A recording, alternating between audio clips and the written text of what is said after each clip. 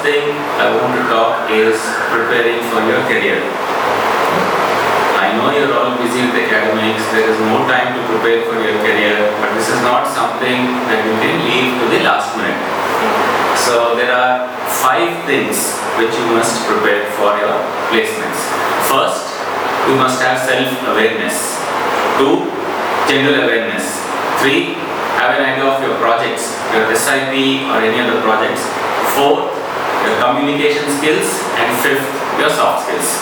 All these are 5 very critical things for your career, including your GD, PI tests, etc.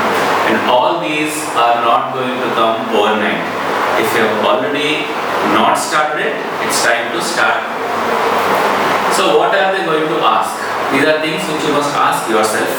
First, what are my strengths? What are my assets? What are my weaknesses? What are your values? What do I like?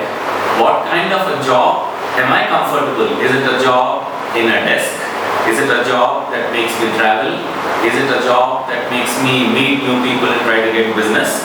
So these are the things which you would like to plan much in advance, because you can't go to an interview saying there's a notice, they're paying me X CTC, so let me go and try. That is not going to work out. You should be clear on what kind of a job are you going to like. Okay? First thing is you must have a core skill. Everyone has a core skill, so focus on that. Whatever is your strength, work on it. You have to think of your weaknesses, you have to correct your weaknesses, but your whole time and effort cannot go into correcting your weaknesses. They will be there, but work on your strength. Second, and very very important, always market yourself. Everyone, like every product, every individual has to market. There are hundreds of students who will go in front of an interviewer, and the one who markets himself best is going to get a chance. Theoretically, there are so many skills which people want. I can list out 50 skills which websites, recruiters, everyone talks about. It does not mean that an individual student needs to have all those skills. Different companies, depending on their businesses, their roles, their own growth plans, will look at different skills. Some will look at networking skills. Some will look at core finance skills or marketing skills. Actually, real core domain skills. Some will look at street smartness. Some will look at analytical skills. So different companies will look at different skills. What you have to do therefore is first decide what kind of a career do you want. What kind of a career suits you? Are you comfortable in a very large organization where you will get lost, but there is a sort of stability, or a small focused one where your role is going to be important, you will be always in the limelight, but you can succeed. Also think, what is your prime driver? It has to be money, it has to be job security, or it has to be career growth. It is very difficult to get all 3. You will have to compromise on 1 or 2 of them. Okay? And what skills are the recruiters looking for? See, as soon as the notice is put up, go to the website, there are examples of the kind of people they have employed. Not all, but some of them have. See what are the skills they want, and then you list down of the 10, 20 skills they seem to be asking. These are the 1, 2, 3 skills that I have. And you must have examples. Examples doesn't mean only with your work experience or with your SIP. In your day-to-day life, in your class, with your friends, in your hostels. A skill that shows up, which shows that you have that skill built in, which in an organizational scenario will come to the surface. Okay? So for instance, when you say hardworking, you have to show what is one example of hardworking. Or if you say you're a team worker, show some memberships of one club, what you have done. It could be just one thing you have done in the whole year, but it shows that you are willing to work with others. Okay? And there is an old statement, the best jobs don't go to the best students, they go to the best self-marketers. It is always marketing which wins the long run. Okay? What is the first thing that a recruiter looks at you?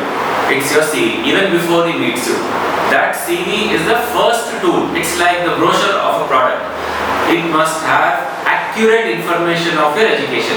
If it's 59.9%, Put it as 59.9, not 60. So that is what they are looking at. So don't make the resume too long. Don't have everything. Make it 2 pages, ideally. Put sort of précis writing of all the projects, your SIP or any other articles that you have written, etc. Second, almost all companies today have a GD. Again, our placement managers have been addressing you through the syndicated learning classes. They are telling you what do recruiters look for in a GD. Communication skills, interpersonal skills, a general awareness of what is happening around you. See, when these recruiters come, they are very senior people, Vice President Marketing, Vice President Finance. They don't remember your IRR, NPVs or your product life cycle. They have forgotten all that. They are working. Okay? They open the economic times of the day, they sit here, we give them all the papers, he opens, and then on the spur of the moment he'll say, okay, whatever he sees in the Ecotimes, that becomes the GD topic. They are not expecting you to become economists. Now, most of it will be economy related. But they will expect you to be generally aware of what is happening to the economy, what is happening around you. Now, to the companies that have been mentioned yesterday, today, last 3-4 days. Like today's paper talks of some Sun TV and Reliance. What exactly is it? They would have expected you to know something was there in the paper, read the paper, get a fair idea. They know you cannot understand economic theory. They also don't understand. Okay. Whatever little general information is there, they expect you to understand that, know that and be prepared for it. Because if you are a business management student, you should be generally aware. That is the word they all use. Okay. Now what should you do in a GD? First, you have to speak. You cannot sit quiet and say there is a fish market going on, I'll be like this. If there is a fish market, do something about at least saying there is a fish market, so you want to stop it. Make some attempts. You have to be seen. If you are not seen, you can't be picked up. It's like going to a supermarket. If there is something right in the front, you tend to notice it. If it's a very big product, sophisticated product, hidden away behind other products, you want to get to see it. So that is what you have to focus on first. Second, be assertive but not loud. Assertive doesn't mean fighting with your classmates. No, it means you have a point and you have something to talk about those points and you have to put it across firmly but politely and maintain your composure. It is going to be a fight for all. Friends will become enemies in a GD because it is either you or I. Okay? So maintain your composure. You are there only to discuss. Okay? And the matter ends after the discussion is over. Don't get into emotional outbursts. Nothing is personal. If the topic is controversial and people seem to be talking things which are against your own principles or values, accept it as another viewpoint. Okay, you don't have to fight it. Third, wait for your chance. Everyone will normally get a chance to speak. Every GD we have noticed has moments when there is absolute silence. No one knows what to talk. Okay? And you are going to be evaluated on a continuous basis by the people who are watching the GD. So talk and talk with information. Okay? Not hearsay or what somebody else has told you. Next comes the interview. What do they see in an interview? If you see interview formats of 10 different companies, each will have 10 different things. So that comes to 100 things. But not everybody is going to look at all those 100 things. Communication, intelligence, analytical skills, all those things. Each company is going to look at one or two things. Okay? So I want to show you about 3 things. One is Pennsylvania State University conducted a survey among their recruiters. So they are also very concerned about placements. And they hundreds of recruiters over the years were polled. And what they found out is there are 6 things which recruiters look at. First, oral and written communication. 2, leadership skills. 3, analytical skills. Ability to work in teams. To adapt and accept change. Companies change every day. Some new rules comes. Teams are changed. So you should be ready for it. You can't be rigid and say something is changing, I'm not comfortable. No. Second, you must have social responsibility. At least in that country, these are important skills. Okay?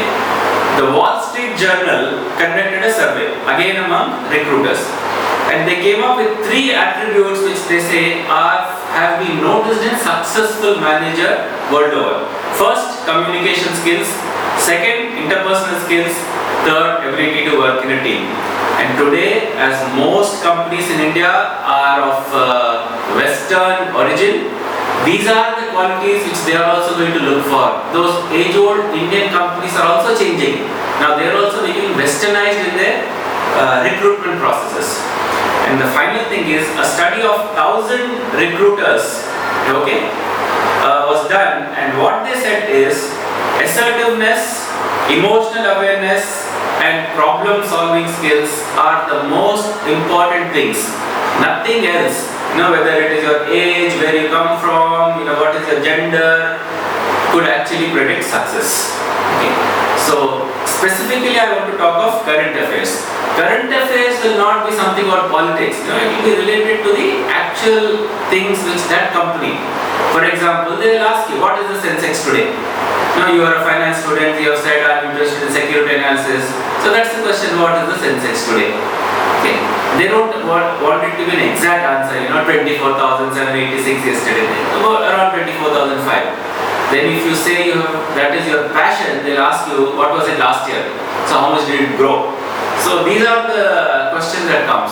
The standard questions, what is the dollar rate, what is NPV, IRR, how much is the FDI in India, China, whatever you see in the newspapers on a day-to-day basis is what are asked.